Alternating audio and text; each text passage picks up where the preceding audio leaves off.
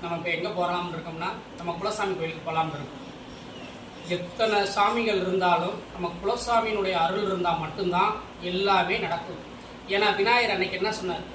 தாய் தந்தையரை சுற்றி வந்தால் தான் தாய் உலகத்தை சுற்றுறதை காட்டிலும் தாய் தந்தையை சுற்றுவதே பெருசு என்று அவர் சுற்றிட்டு பழத்தை வாங்கி சாப்பிட்டாரு. விநாயகர் முருகப்பெருமான் சுற்றி வந்து ஒன்றும் பிரயோஜனம் இல்லை.